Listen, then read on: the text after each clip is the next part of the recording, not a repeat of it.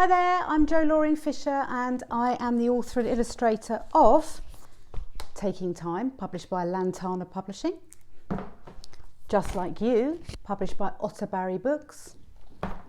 And Wolf Girl, published by Francis Lincoln for Quarto.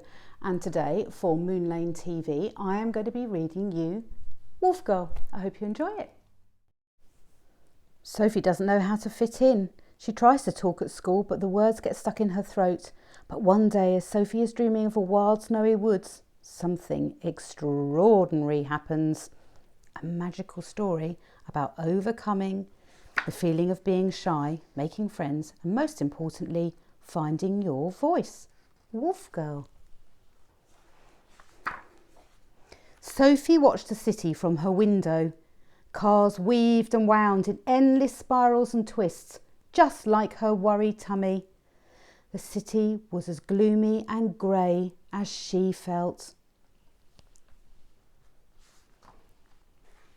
But inside was her den. Sophie was always happiest there.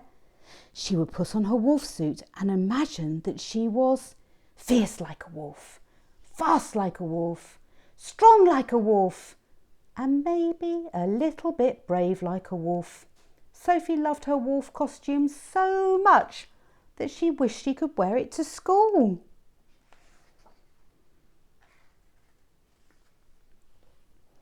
So one day she did. Sophie knew that everyone would like her and want to be her friend when they saw her special wolf suit. In the playground that day, Sophie plucked up the courage to talk to the other children. But her words got stuck in her throat and her head and tummy felt funny. The other children whispered behind her back and laughed at her.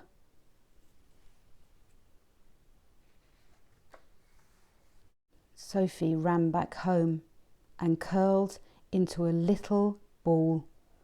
She hugged herself as hot, salty tears streamed down her cheeks. Then an extraordinary thing happened.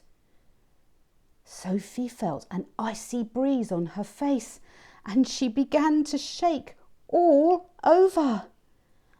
And suddenly,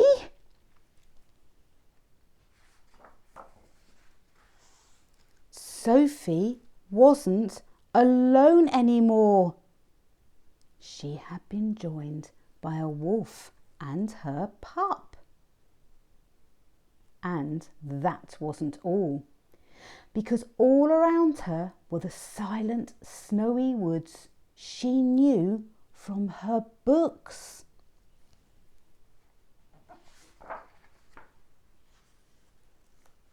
Sophie ran and rolled with the pup. She pranced and howled just like a wolf. A huge smile spread across her face. She had made friends. But the wolves suddenly became still. Snow was starting to fall thick and fast. Feeling the biting wind, Sophie and the wolves headed for the woods.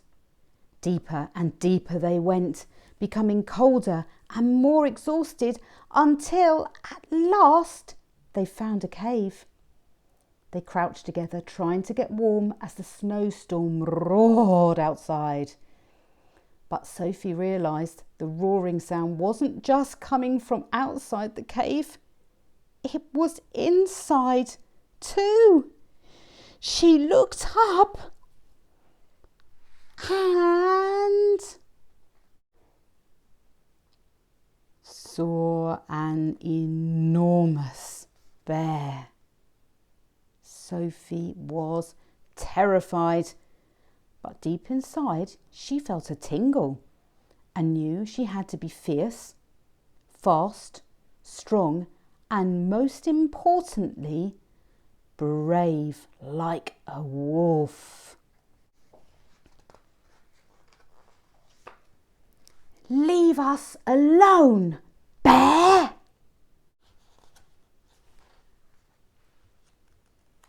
The bear ran from the cave and out into the stormy night. Sophie smiled. She felt brave and it felt wonderful. The wolves howled their praise and licked and nuzzled her face. But as a gust of snowy wind whistled through the cave, Sophie realised the bear was cold and lonely outside. Maybe he had just been looking for a place to shelter like them. He didn't look so big and scary anymore. Sophie knew what she must do. As Sophie walked outside, she realised that sometimes being kind was the bravest thing of all.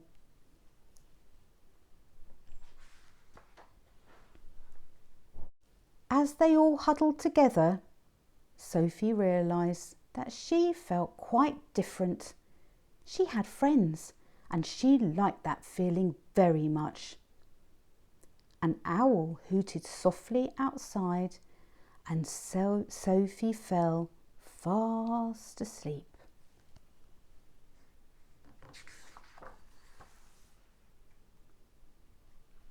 Sophie opened her eyes and realised she was back in her den and all alone once more.